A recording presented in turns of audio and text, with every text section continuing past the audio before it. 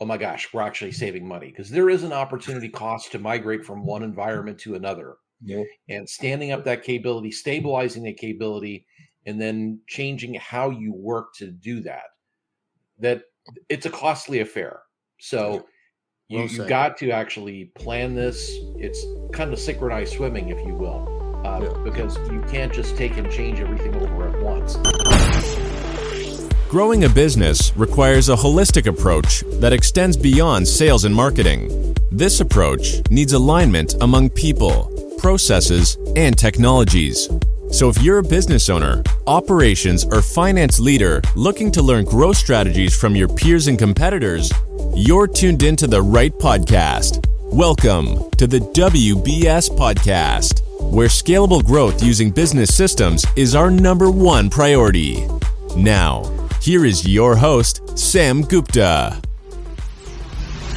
Hey everyone, we're live from Analysts Gone Wild. Sam, we got 20 episodes, 19 episodes behind us, number 20 here. We got 4 great people, and we got Ken, Sam, Thomas, myself, Robert Kramer with more insights and strategy. We've had a lot going on the last couple of weeks with travels and talking about, what's going on. We want to talk today about what's going on in the industry. We got a lot of things happening, but let's go around the horn and introduce ourselves and maybe say something what you guys been up to the last couple of weeks, and why we got some good things to talk about today. Thomas, what's going on with you?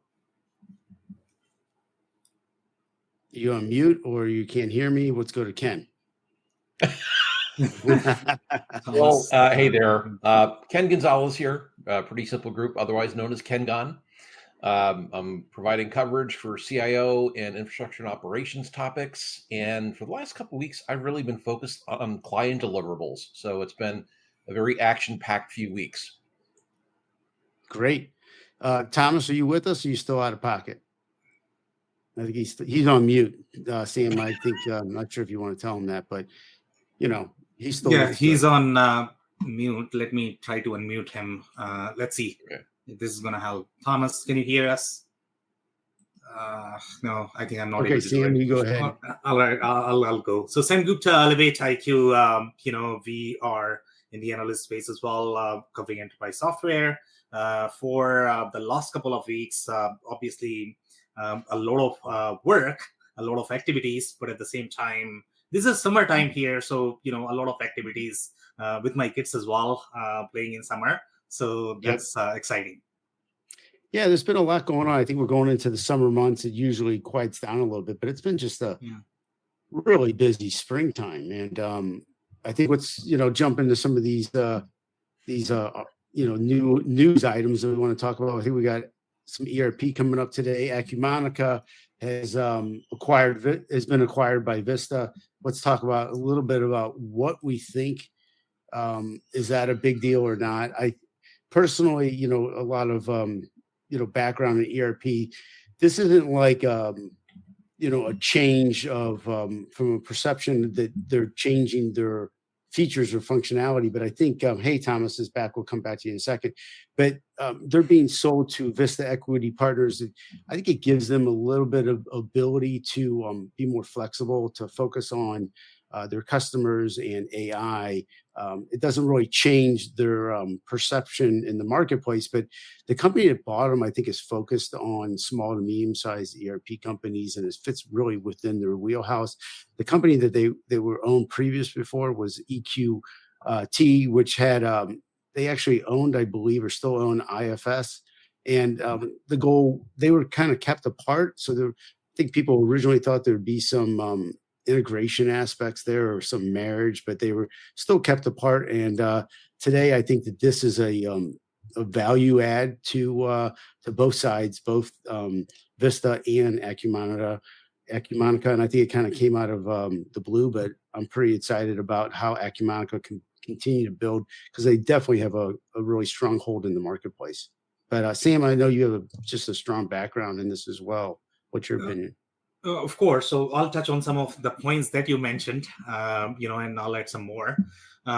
So it's a very interesting move, to be completely honest. And I don't know if you guys are probably going to have more background in terms of which private equity is bigger, whether EQT is bigger or Vista. My understanding was that EQT was bigger. So this is a very interesting move, and don't quote me on that. Maybe Vista is bigger. So my assumption would be that you probably go from a smaller to slightly bigger. But in this case, this might be reverse direction. The IFS comment that you mentioned, Robert, that was my assumption as well, that there's going to be a lot of integration because that's what they had announced when they had either invested, acquired. I don't know whether that was a real acquisition or just the investment, but that's what they were saying, at least from the go-to-market strategy perspective. They were saying that there's going to be substantial alignment. From my experience in the market, I've never seen that. Like, there was nothing between IFS and Acumatica. Sure, there would be some items, but as such, there was nothing. Now, if you look at Vista Equity's background, my understanding is that they have held a lot of different ERP vendors as well. I think they had Aptean, if I remember correctly, and Aptean had a very different strategy compared to what Acumatica does. Okay, Aptean is like, okay, you know what, this is going to be very verticalized. It's going to be, okay, we are not going to rely on any sort of channel partners. Here, Acumatica does not even sell direct, right? So it's only channel partners. So this is going to be very interesting. I don't know if they are going to change the strategy as well. The way Acumatica operates is very different. And obviously, now they are talking about the AI first. So I don't know how capable Vista is going to be. In that, my understanding of Vista's model was they are really, really good at marketing. Okay, they don't believe as much in R&D, at least from their portfolio companies. I have not seen that. They will probably integrate a little bit, but not the product innovation the way Thama Bravo is going to do. The kind of work that they do, for example, QAD is the best example for that. The other point that I would like to mention is $2 billion valuation. Which is substantially higher. And I don't know what is their current ARR. Robert, you might have more background in that. But my understanding was that they should be closer to like 100 million. So this is a heavy lift. My understanding is that NetSuite was roughly, 800 million when they were acquired by Oracle. And then Sage Intacct was similar as well. And these two are probably the closest competitor for them. So I'll pause there. I know I spoke a lot. Well, we like that when you talk a lot. So, Thomas, welcome to the party. Yeah, thanks. I mean, you were doing your own party behind the scenes. We don't know what was going on, but why don't you introduce yourself, and do you have a comment to make at all? Well, Thomas, thanks for letting me in again. We were thinking about whether we wanted to, but we were short of players. Of a head CRM, typically focusing on whatever is CRM-ish, CX-ish AI, with ERP being, let's say, a kind of a side business, having an SAP legacy. And, well, little comment on Acumatica, I don't really know how they want to get pronounced. I think that's quite a good move for them, because Vista has deep pockets, and they are not really known for tearing their acquisition companies apart, or their acquired companies apart. So they typically look at the whole is more important than and more valuable than the parts of it, unlike some of the other VC companies around. Mm-hmm. And they tend to show a long breath. So I think this is quite good for Acumatica, as they want to get further footholds in the market where they are already pretty established, actually, given how young they are.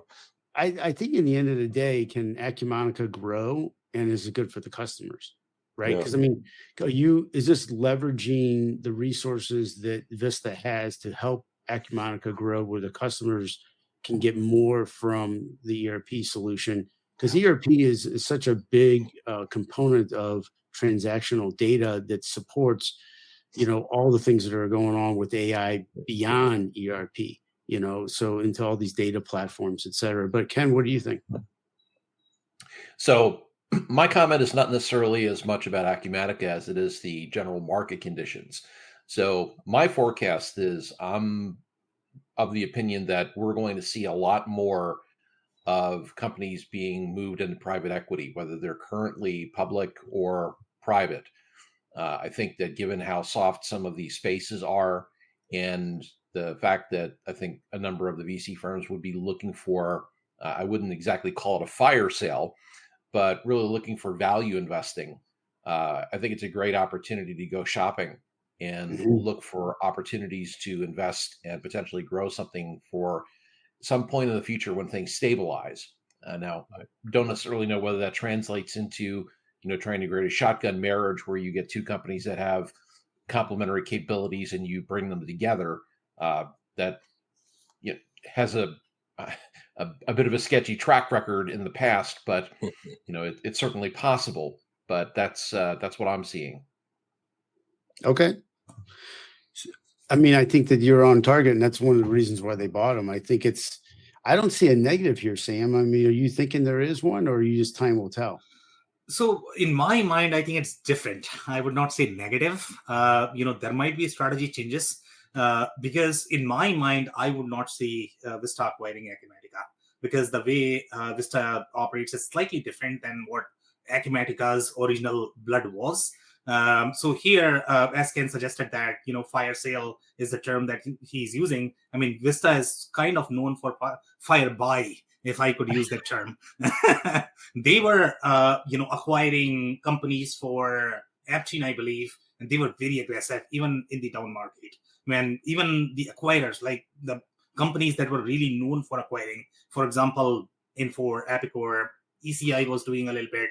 And then now we have Advantive as well. That is the newer ERP vendor that they created literally in 2022.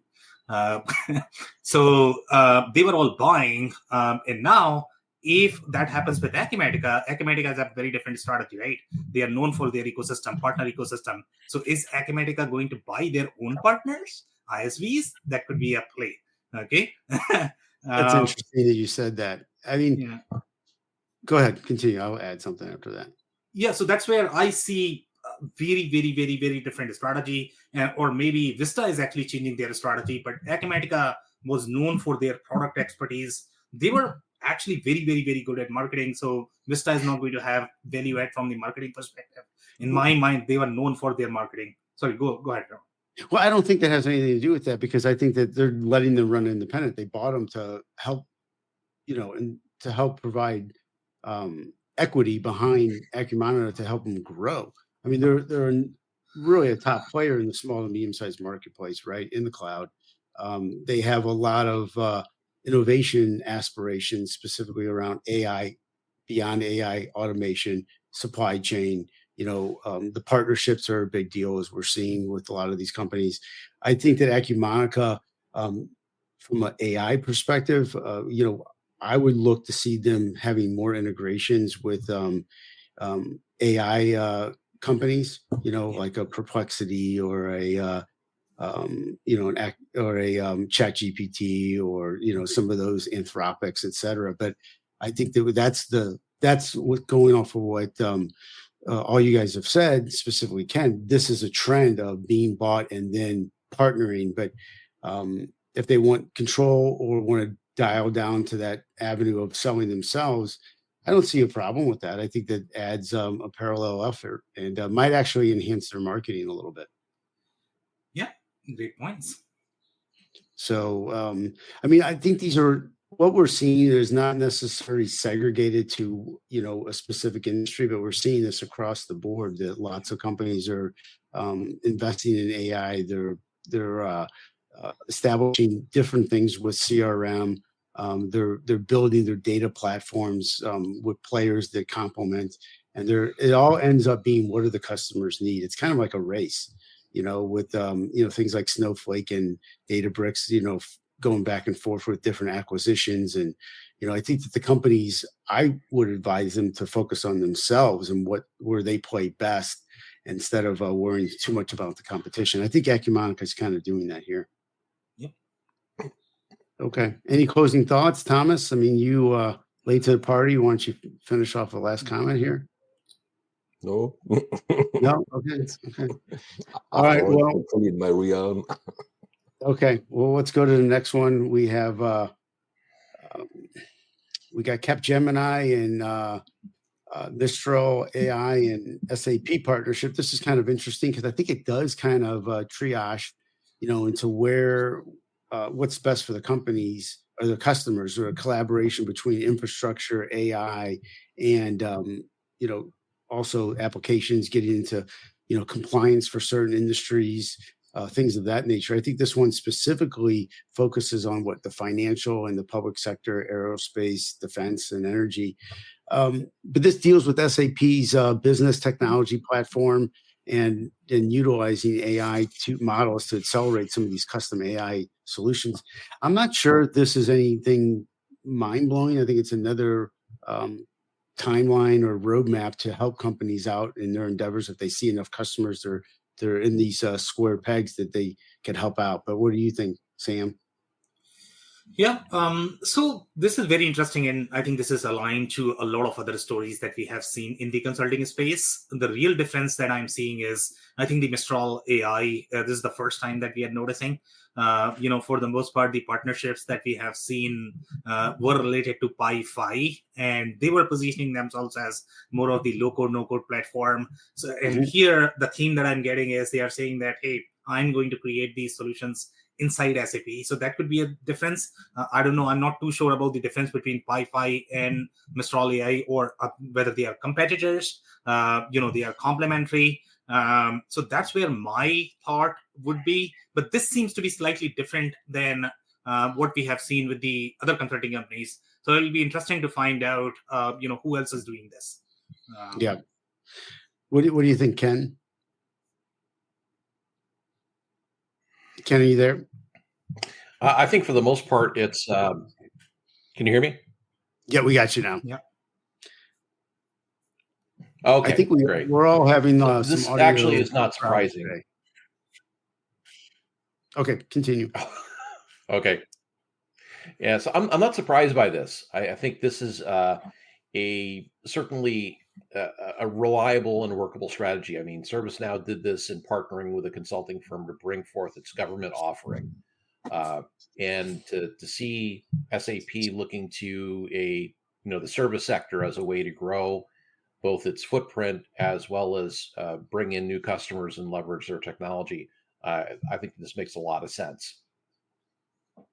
Do you think this stems, Thomas, even a good question from you, because of the challenges that ERP vendors are having with their customers with transformation issues, that they're all looking to find different ways to bridge that gap, even from a fear factor or trust or change management, or just pure transformation? I wouldn't say there's fear involved.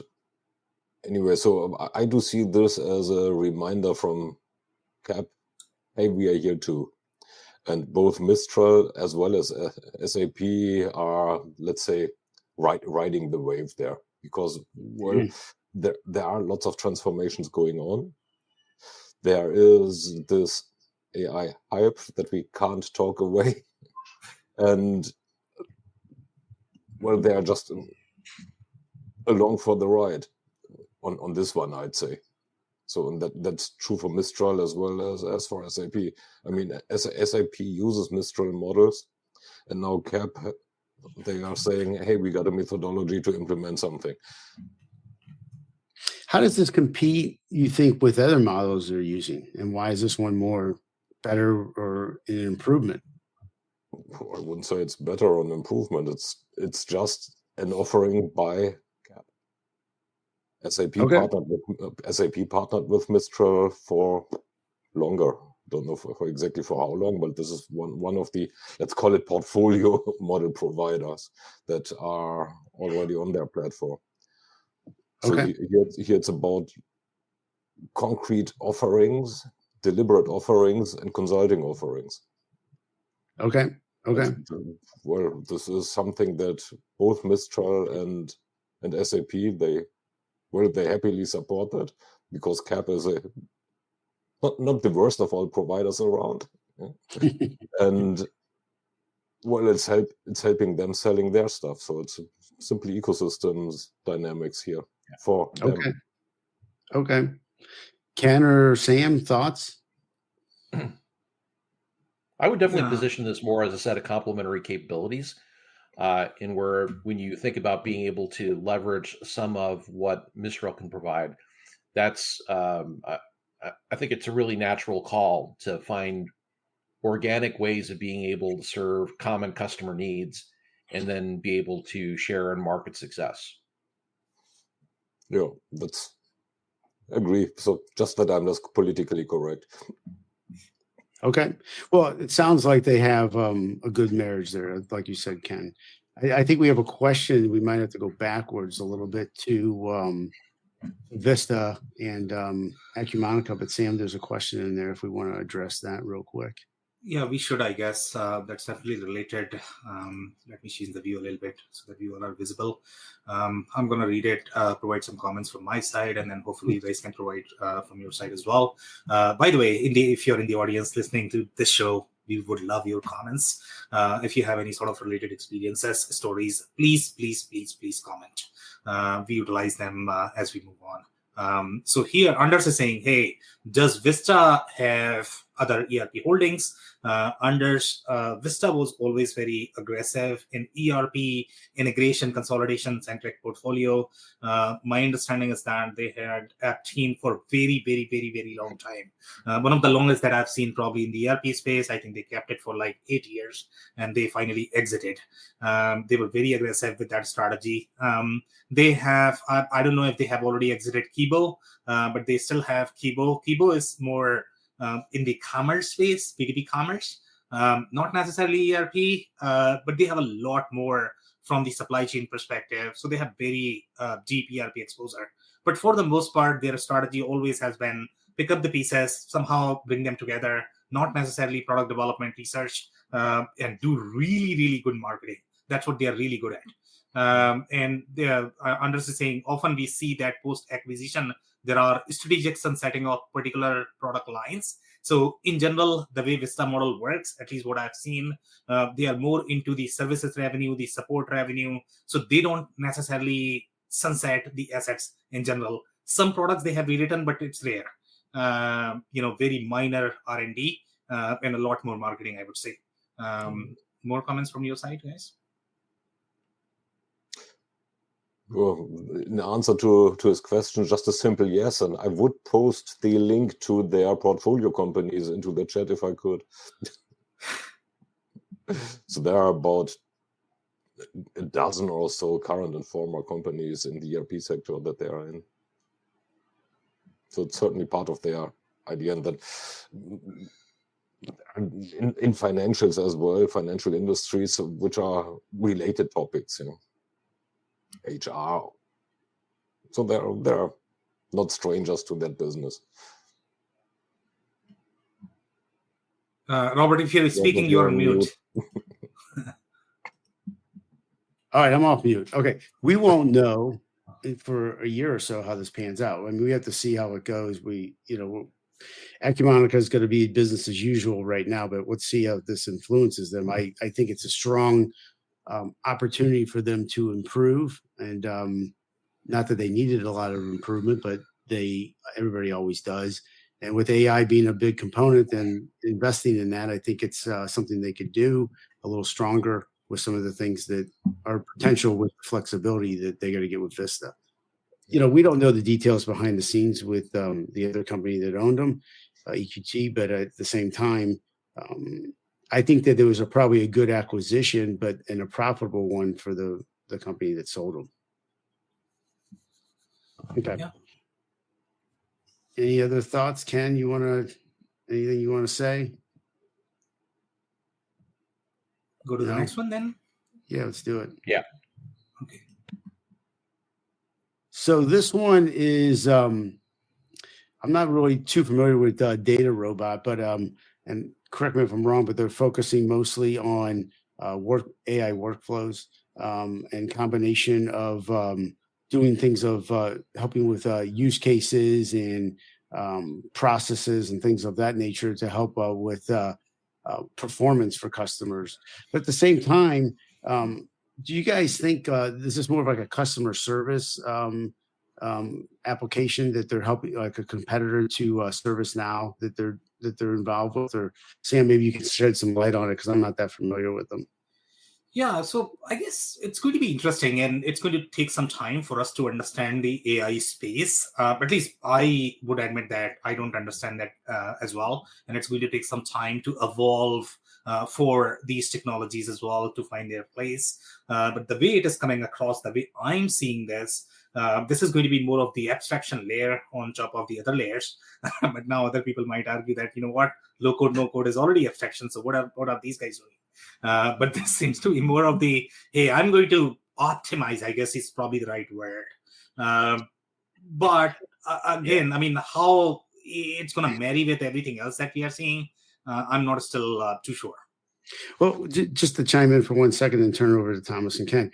So I was just in San Francisco at Snowflake, and they have, you break for lunch and then you can sit wherever you want. A lot of times I like to go just sit with customers and just see how it goes. And I sat with this company that was a healthcare group, and I asked them kind of like, what's their platform and how do they use it and what do they need? And they have they're in Amazon cloud. They have an ERP system, an HCM system. They have Salesforce and a bunch of other things, and then it goes into Snowflake, and then they have things on top of that for analytics. And at the end of the day, you need some strong engineers to put together what program, and that's what you're saying. To your point, that's why I brought it up, Sam, that these companies, how do they fit into the mix of what these enterprises need? And I think you're going to see the technology stacks shorten a little bit because on-prem data is going to be more accessible, and you're not going to need all these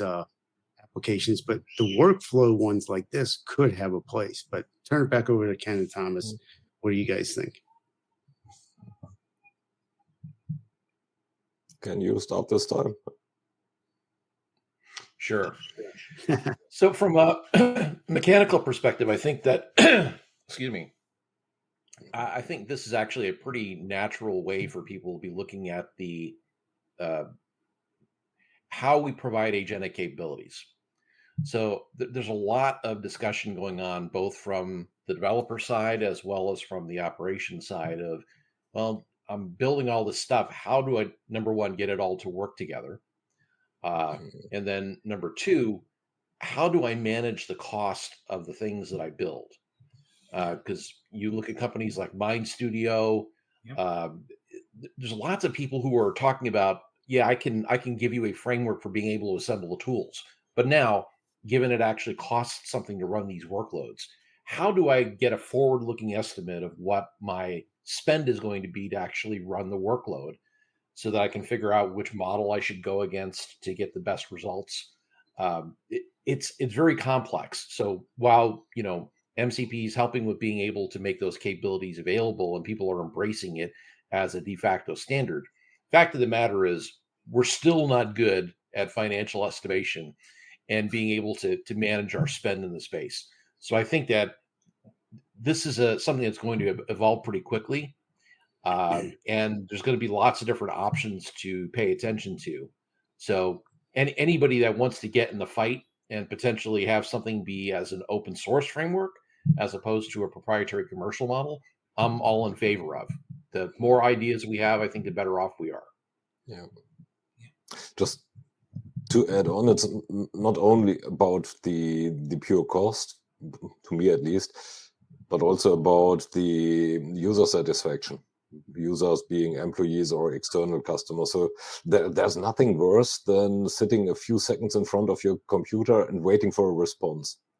So, and the good idea behind this is, and well, other people have the same, there are two good ideas behind this, is first, have a model that helps you optimizing into both directions. And the other one is leveraging the crowd basically by open sourcing it, and thereby, increasing one's own ability to support this framework and improve the framework fast, while hopefully, and that the judge is always out, gaining acceptance. because they, in the enterprise, there's always this struggle between proprietary and open source. There are those two fractions that fight each other, well, teeth and claw, basically. Right. Good points. Okay. Well, I think it's kind of par for the course. I think it's going to help out the customer. I think in the end, these companies are looking at what are the customers needing and working your way backwards. And like Sam said, everybody's still trying to figure out where they play and what the customers need and what advice we can give them based on what AI is coming around. But I think it's fascinating what is out there. And at the same time, I think the customers need to prepare themselves with their, going back to what we've always talked about is their data management strategies, because a lot of this is not going to be in full scale without that. So, and I still think, Thomas, you mentioned that, it's not about fear necessarily, but, some of these companies are still in the 90s with their, their enterprises on mainframes. And, for them to jump off the ledge, they're going to have to overcome that fear to trust. And I think that comes before change management and transformation. But it's just my opinion. And this is a complicated situation. Yeah. It certainly is, and for some of these companies, I mean, what is cloud about? Basically, it's all about big iron, right? So at the end, it might be an option for them to just do a lift and shift and stay where they are. So for some of them, transformation of their old systems or of their systems doesn't really make sense unless their vendors are sunsetting what they are having. They're going to have to go hybrid. Then we are back to fear and desperate. It makes desperate sense.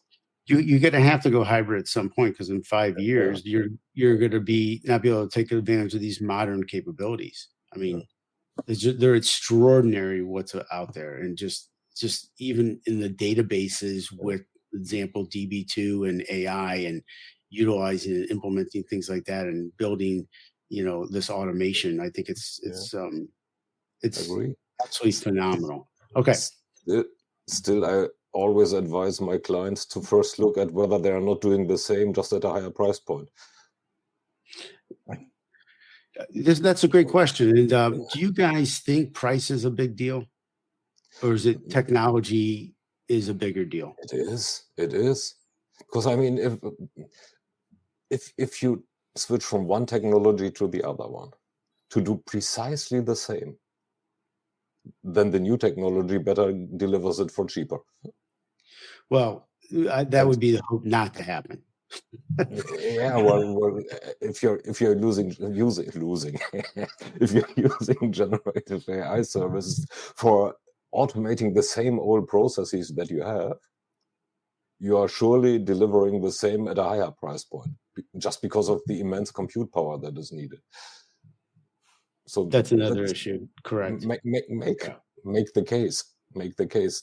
Transformation, yes, but either acquire capabilities that you don't have yet, or do the same at a better price point. Yep. Ken or Sam, the fact of the matter is, I think that I have yet to see a migration program that has gone immediately to, oh my gosh, we're actually saving money, because there is an opportunity cost to migrate from one environment to another. Yeah. And standing up that capability, stabilizing the capability, and then changing how you work to do that it's a costly affair.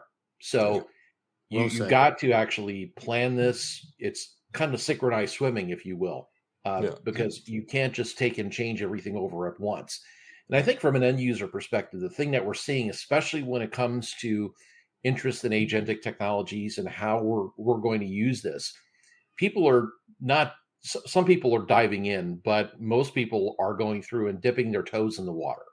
They're trying to get the relevant experience so they can build their base and understand where they can actually meaningfully shift and take some of their current capabilities, sunset those, and bring in new capabilities that will replace them, that gives them a better position from which to actually build out the next generation of technology that they're going to use. So when I think about this from a migration perspective, there's a lot of pent up demand and opportunity that's sitting there, and it's going to take some time to play out. So I'm not seeing that this is going to be just like, oh yeah, just turn on the tap and let's go. No, it's going to take some time to work through. And I think that the smart companies are going to use migration opportunities as a way of not only managing migration, but also kind of doing a reset on strategy so that they're able now to better think about what capabilities do we really need to be successful and fulfill our mission.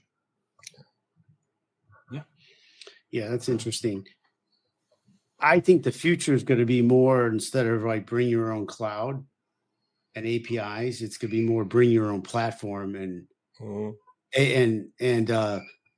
agentic AI talking to agentic AI or agents to agents. And I think it's going to, I think if you don't get on the bus, you're going to lose. And I think it's a matter of time. So I think that you should be looking at a hybrid philosophy and or, you know, plan strategically according to that, because that's where the technology is going. I think that the days of these APIs, I think, are going to change, and I think it's going to be based on platforms. And I think these companies need to look at their competitors and see how far they got to go.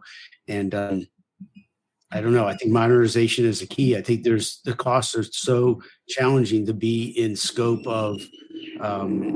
They're so challenging because of production going up and all these things. You have to have, you know, agentic AI and agents to help you be more efficient, specifically in production, supply chain, commerce, et cetera. There's a lot of advantages, and to not take advantage of that and do it, you know, more of the old school way, I think is more it's complicated and costly. So I think if you look at those, if you build out that 5-year cost, like you talked about, Thomas, you know, I think that your indirect costs going the old way will be more than the new way. But And there's the rub, Robert, because everybody will tell you there is an advantage. It's you can do more for less in that particular area.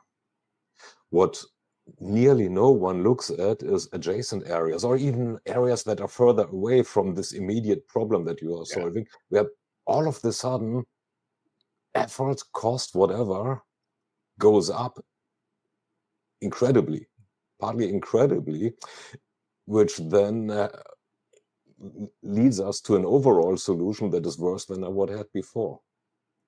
And this is something that directly reflects what Ken just said. Go at it strategically and look at, well, not only the immediate use case.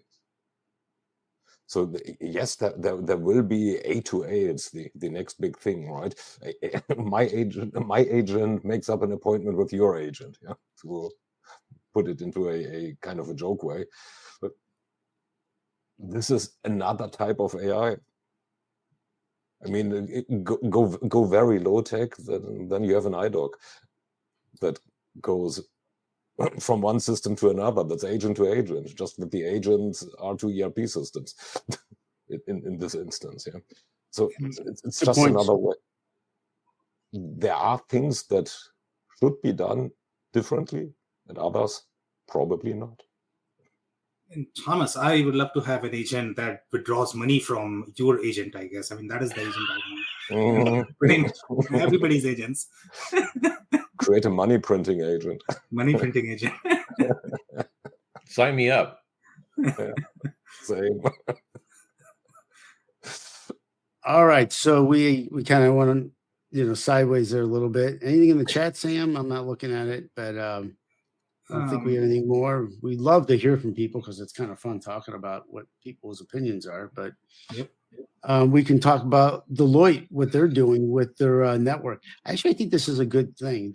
They have the Global Agentic Network where they have pre-built, you know, AI agents and to help with the business workflows. This is based upon their proprietary Zora platform and pre-trained agents and to help with, you know, things that you might need, which is HR and procurement and compliance. I think those are big components that's supposed to accelerate, obviously, like we just talked about, time to value and decision making, et cetera. But I think what the goal here, and you guys will have to talk about what you think, it helps the competitiveness that they're trying to compete against Accenture and EY and IBM Consulting with all these AI transformation services.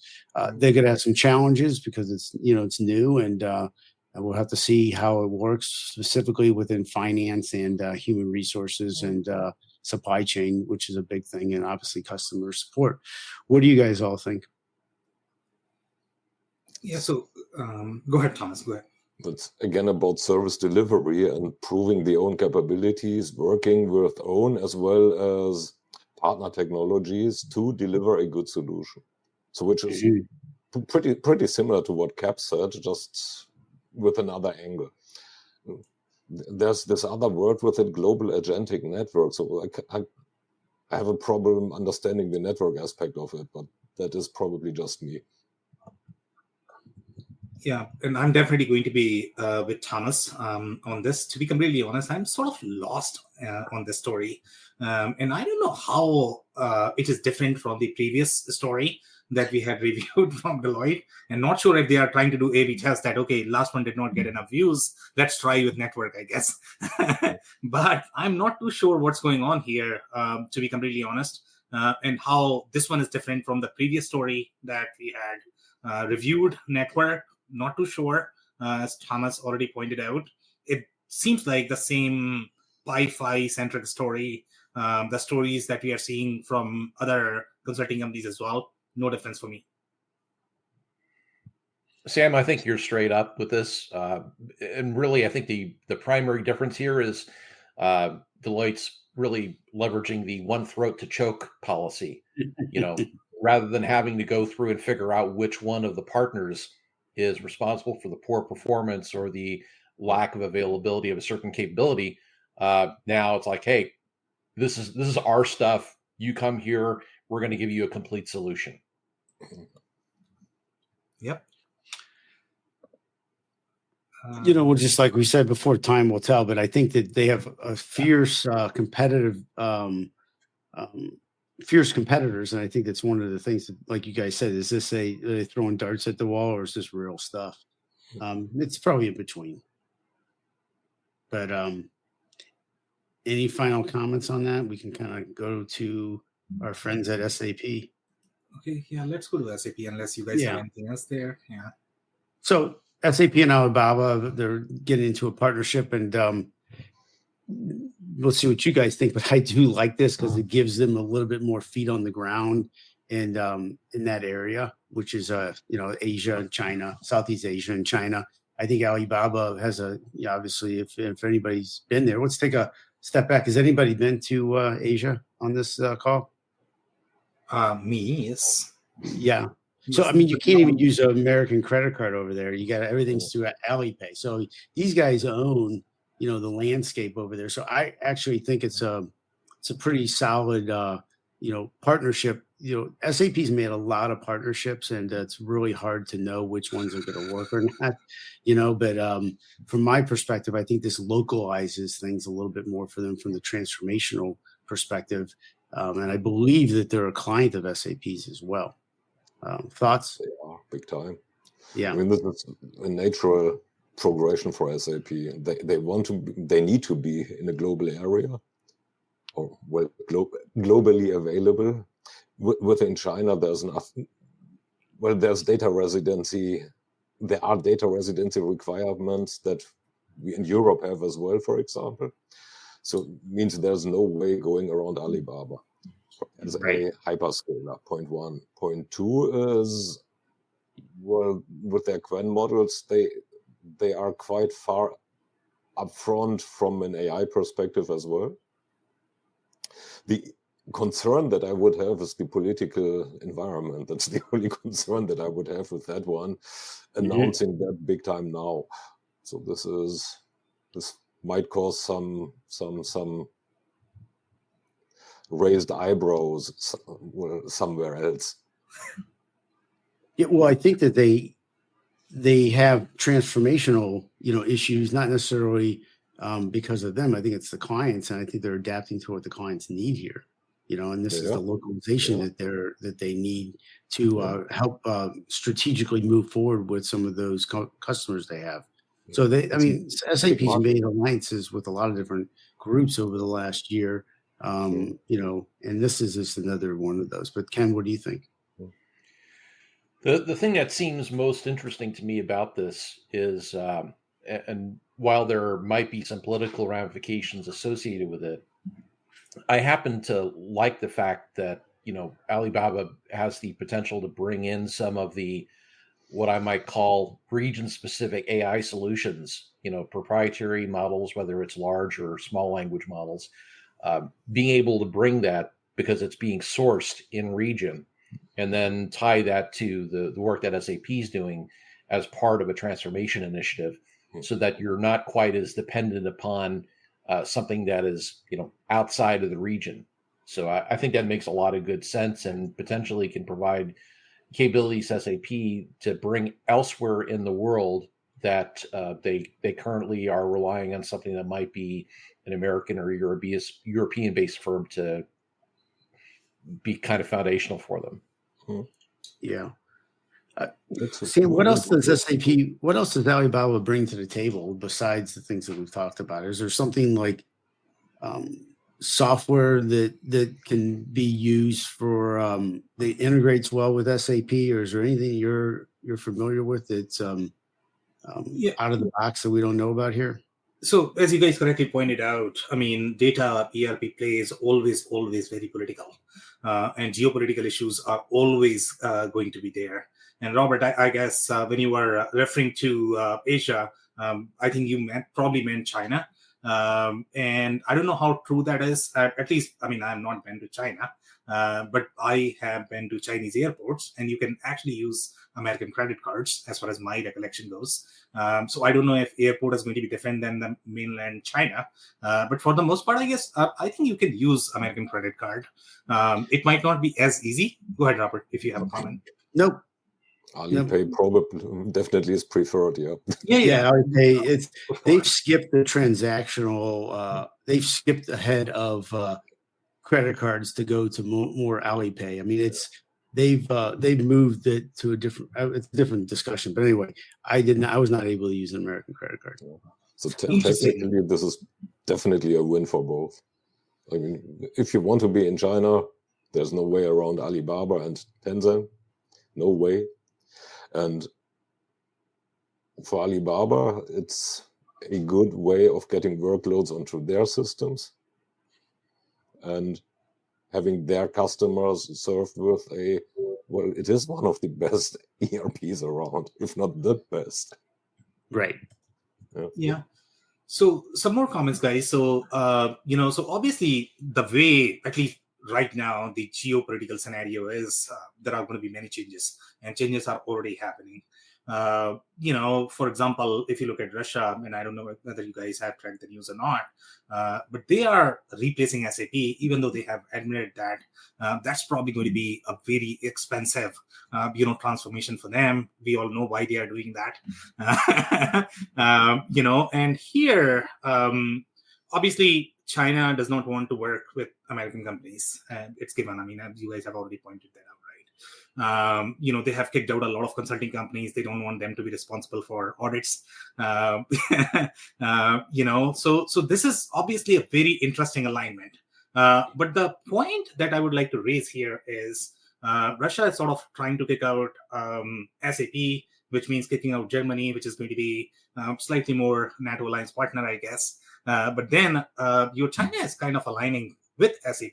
So I don't know whether Germany is playing friend here, or what is going to be SAP's position. But this is a very interesting alignment, because if you don't have SAP, what else are you going to use? You are not going to use Oracle, because Oracle obviously is American company. Microsoft is American company. So what are you going to use? China may have some. I don't know. Obviously, they are going to use their own cloud, right? But globally, I don't know how adopted that is going to be, at least in the North American context. So that's where I guess it's all very political, geopolitical, as you have pointed out, and we'll see more changes like this. True. Well, Ken, any thoughts on your end? I think we covered it. Okay. Well, just making sure. We haven't had a lot of CRM today.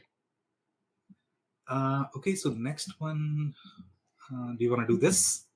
Yeah, which one do we have here? We got to talk a little bit about Snyk. Is that what we got? Snyk launches AI trust platform.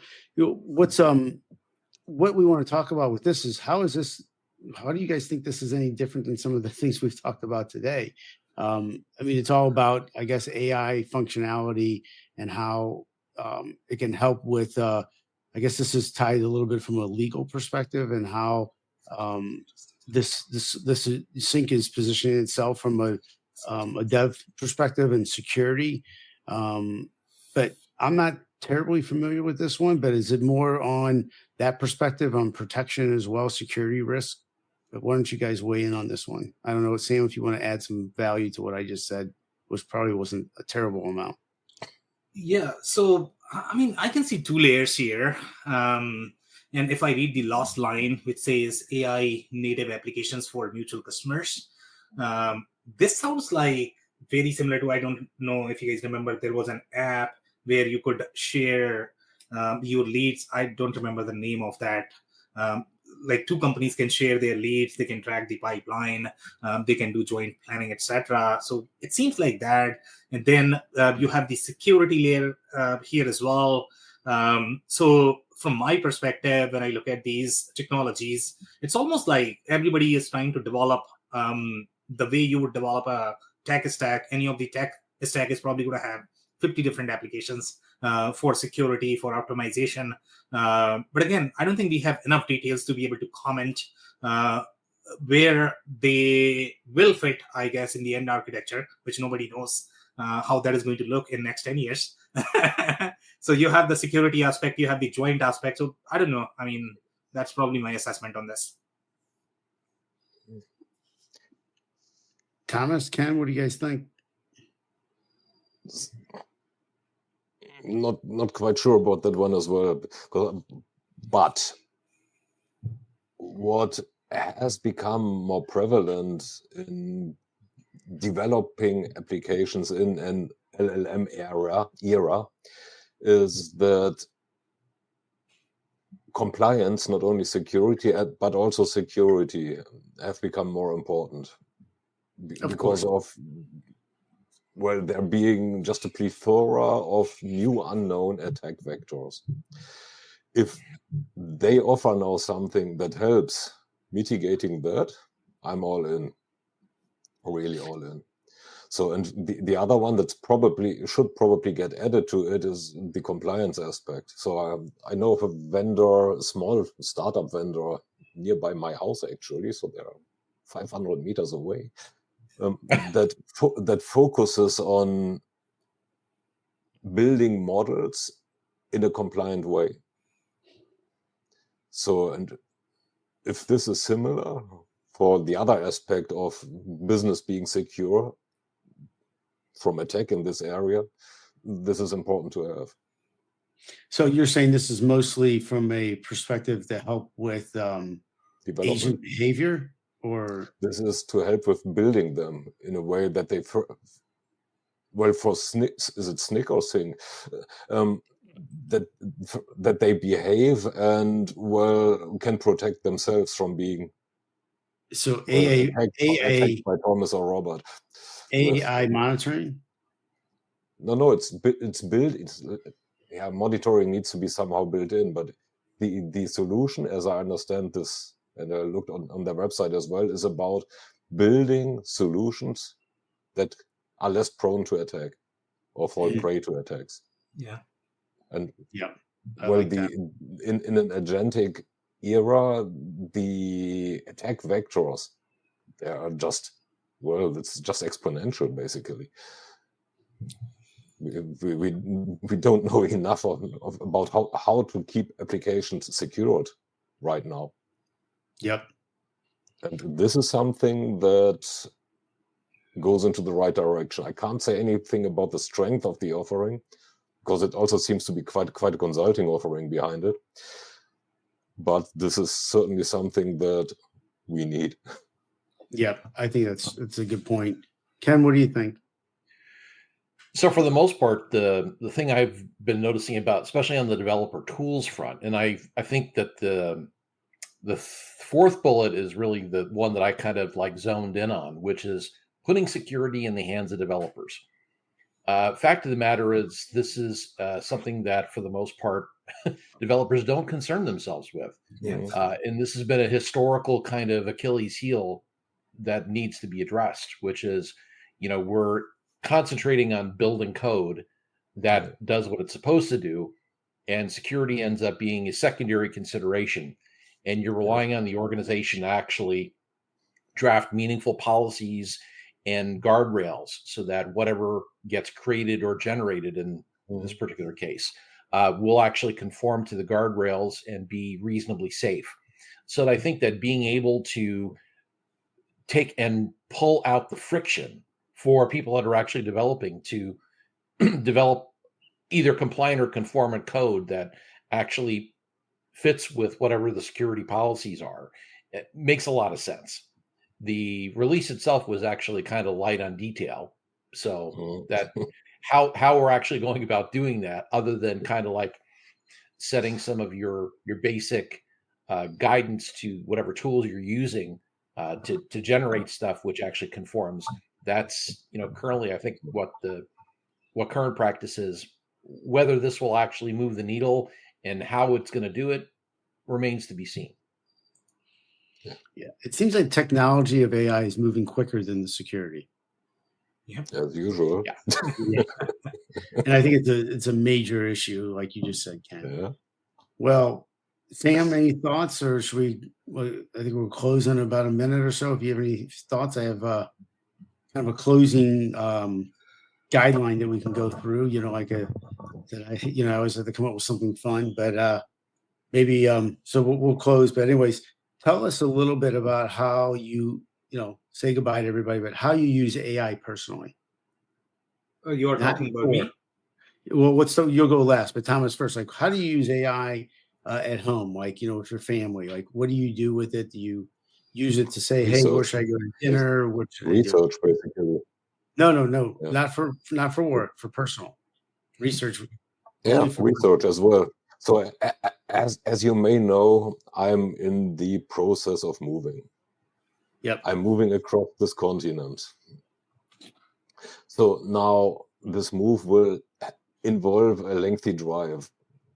So get a route plan, get some stopovers, get vistas to see, and by the way, make this route plan, make the stops in a way that the dog doesn't die in between. So that the dog can move, that there are dog-friendly hotels. This is one. Another one is, hey, we are moving into that area. That city will be Charleston. Where are there good schools? Yep. How's the accuracy? And good schools in an affordable neighborhood, because I don't want to spend 2 arms and 2 legs. Where insurance also is available. There are some flood areas, so where you probably. So how's the accuracy of AI for you on that? And then we'll move to Ken. Yeah, so there are so many possibilities. Go for a purchase. Research about options. What options are there? If you are not knowledgeable, it's a new country maybe. So what's the process of the transaction that you are going through? Where to put check marks and what are points to look at? Research is for me by far most valuable part. I get answers finally, not links to answers. Ken, what do you think? Well, I use the daylights out of my AI tools, and I actually do use multiple AI tools. So one of the things that, from a personal perspective, I never Google search anything anymore. Yeah. Why bother? Because now I'm going through and I'm asking for specific things about, well, what it is I want or what I'm trying to do. I recently dropped one of my Samsung tablets and cracked the screen on it. And I was like, well, who around here can provide good service for this where I can get in and out in a couple hours and within a certain price range? And I got back a list of vendors that I was able to I didn't have to go anywhere. I just clicked, got the phone number, gave him a call, got a quote over the phone. And ultimately, I ended up deciding that it was not worth actually getting the service done on. It was worth getting a new one, just because the cost of the service was almost as high as being able to go out and buy a new device. But that's a really good example of how I'm giving my question away so that I can actually get a better response, rather than having to sift through a bunch of links and waste my time trying to figure out, how do I make sense of it? No, I'm letting the AI tools help me make sense of it. That's great. And I know we're short on time, Sam. Just quickly, I use it for travel and restaurants, but sometimes I have to use a second one to validate, because sometimes the first one doesn't give me. I'm not sure that that it's correct. So I think it's a major advantage, because it's efficient and you get your information very quick. Like you said, you get lists. Sometimes you'll get some referrals that you can link to and get the information, et cetera. But it's a definite step in the right direction. Sam, what do you think? And close us out. Yeah, so in my case, I guess I still use Google. They both have different applications, and Google does have the AI view as well. So I get both when I go to Google. But personally, for me, to be completely honest, whenever I used to write anything for my wife, she never felt that it was effective. So now with AI, when I write something, she feels that I love her. So it's making me efficient and productive in that sense. I wouldn't write love letters via Gemini. All right, guys. So I'm going to close if you're okay, Robert. Thank you very much. Yeah. Thanks, Sam. Why don't you close us out? Thanks, everybody. Of course, guys. So thank you so much for joining in. We meet every Thursday at 11 a.m. Eastern. So we'll see you next Thursday. Thank you. Bye, folks. Thank you for listening to another episode of the WBS Podcast. Be sure to subscribe on your favorite podcasting platform so you never miss an episode. For more information on growth strategies for SMBs using ERP and digital transformation, check out our community at WBS.rocks. We'll see you next time.